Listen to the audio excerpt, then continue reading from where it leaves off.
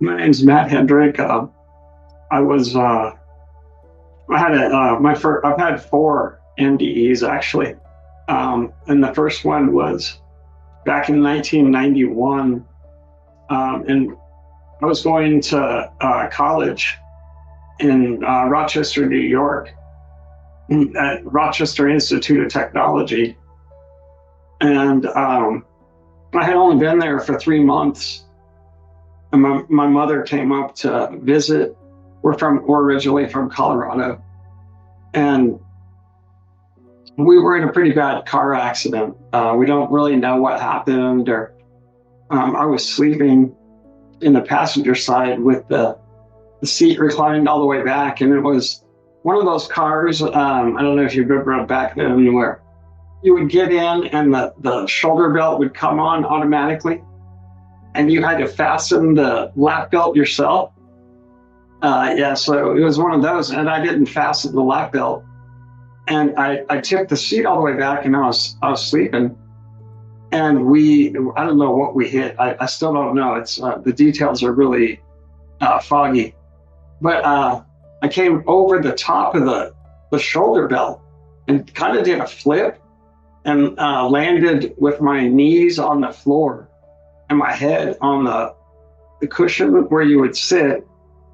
And I kind of woke up and people were like, "Are you okay?" They're knocking on the window and stuff. And I thought it was a dream. I was like, "Oh yeah, I'm fine. Just leave me alone." And then I wake up again, and I'm being hoisted up into a helicopter. And there's a nurse that said, "You were in a car accident, and your mother's being taken to a different hospital." And they took me to a special hospital for my injuries because I'd broken my neck, and I was paralyzed with a spinal cord injury, C5-6, leaving me as a quadriplegic. So yeah, I'm still a quadriplegic 34 years later. I can move my shoulders and my biceps, but I can't move my hands. Anyway, when I was in the hospital, they put this thing on your head called a halo that stabilizes your neck. And I think it was during that surgery where I remember kind of going under, and then all of a sudden there was like this tunnel of light, and I'm moving up, and I kind of see the body behind a little bit, but I was more focused on looking straight up. And there was three entities at the top of the tunnel. They were like silhouettes, just kind of like black shadows, and they were looking down, and they were very calm. I felt like I knew them. They were coaxing me to just give up. You don't want to live through this. They were saying stuff like that. That's the feeling I got. The message was, just, "Oh, it's okay." I'm like, "Wait, I don't want to go." And they're like, "Well, you don't have a choice, just let it happen. Move up the tunnel of light." And I went right back down into my body. So it felt like I kind of had a choice, kind of, if you said the right thing, But anyway, that was my first experience with the NDE. And the second one was when I had I went to an acupuncture treatment, and they accidentally got my lung with the needle, and it collapsed the lung. So I had a pretty bad reaction to that, and I had to go to the hospital. And the hospital was kind of a small scale emergency room, and they put the wrong size chest tube in to save my life. They didn't have the right size. And then the next morning, it clipped an artery in my rib cage, and I started bleeding to death really bad, and they couldn't stop it. So that one, my pulse and blood pressure were like, I remember the top number for the blood pressure was down to like 30, and I started to really, they were really panicking, and I started to see this like white plasma, like milk, all around, and the nurses were, they were frantic. They were they were really moving around quick, and they would come real close to my face and say, are you here? Are you there? Can you hear us? And I'd be like, yeah, I'm fine. You know, everything's fine. But I couldn't see them unless they got real close. And it looked like they came through this milky substance. I don't know what it was, you know, and I can't really feel my hands. I couldn't touch it. You know, I couldn't really move. But it was like the body was shutting down, or I'm not sure what that was, but eventually they got a central line into my neck, and they got that down like towards my heart, and I came back. But that one was pretty wild too. I really at one point I thought I was in like a cartoon. Everybody started looking like animals. It was different, you know. So that was number 2.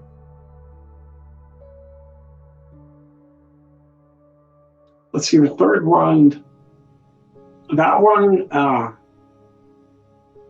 had sepsis that time, so the bladder infection kind of got out of control. And I try my best to get rid of it using cranberry juice and drinking a lot of water to try to wash the infection out of the bladder. It doesn't always work. It crosses the blood-brain barrier and gets into your bloodstream, and it causes sepsis, which can be real bad. So I waited a little too long, and I went in, and they wanted to do a CAT scan, and so they gave me the contrast for the CAT scan, and the contrast infiltrated the IV infiltrated, and the contrast went all through my whole body, and I started having an allergic reaction. And there's a lot of people that die from that. And I really, the blood pressure and the pulse, I think they were measuring pulse at that time, and it got so low. And that one, I got a few visuals and weird things happening. I put my head to the right, and I was sort of like, I don't think I'm going to make it out of this. And I kind of was like, all right, I'm out, I'm done. And I heard these noises. Are you familiar with any of the Close Encounters of the Fifth Kind? I believe that's when you witness, you see like an extraterrestrial, or, you see a UFO. Each one has a different thing, but the fifth kind is where you initiate contact. I was playing around with some of those things, and I made some contact, but it was just some things in the sky right outside my house. Me and one of my caregivers had been playing around with that, and this sepsis happened about 10 days later. I put my ear to the right, and what you use these frequencies, these high frequency noises, to get this contact. And when I went like this, I heard the noises that I was using in my ear. And there's no way, because it's an app on my phone. I didn't even have my phone with me. So that was really strange. And then all of a sudden I felt better, and I came back. And they were really trying hard to get an IV through my neck just to get something in there to rescue me. But it felt like I was better before they got the IV, and they eventually got it in. The last one was about 3 or 4 years ago. I had an episode in the hospital where they rolled me in the bed on top of my catheter, and my bladder backed up. And I had a call button that I couldn't really get to. And so that can kill me real quick. It's one of those things that you would never know about if you weren't a quadriplegic. That's real dangerous. Your bladder basically overfills, and it can kill you. I got real close, and the blood pressure was really high this time. It was almost like 300, and for the top number. And my head was really pounding, and I couldn't quite get the call button. And then I sort of slipped into this really surreal like situation. That one, my first one was pretty profound, but the fourth one was really, really profound, I thought.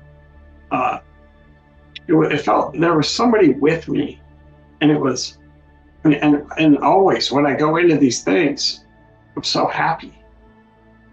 Everything's nice. There's no temperature issues. There's no problems. There's no pain. I felt like I was just happy I finally got to something that I was supposed to get to.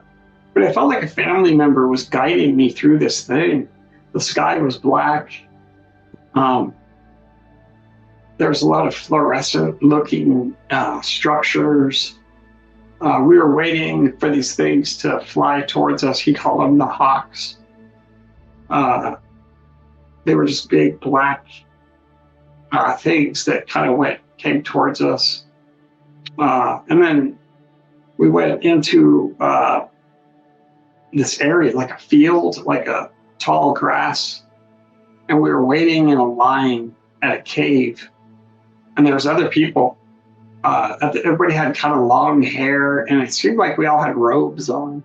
And everybody was real happy and congratulated each other, like it was wild. And then I came out of it, and I come back into my body, and my blood pressure was real high. And they fixed the kink on the catheter, and there was so much urine inside of me that it filled up these. They call them night bags. They're pretty big urine bags, and it just filled up like 2 of those. And I slowly came back. That was my fourth one. I haven't had one since. People tend to they always focus on problems. That's one thing I've learned with my life as a quadriplegic is, don't sweat the little stuff so much. It seems like people just want problems. They'll complain about the smallest thing, and and you strengthen that complaining muscle every time you complain. And it's just we should be really aware of how we are approaching life and how we act, and maybe just kind of overlook some of the small, something like traffic. I like to say, it's amazing how many people get really angry in traffic. And it's really not that bad. It'll be over before you know it. You'll be home or wherever you're going. I think we could all enjoy life a little bit more.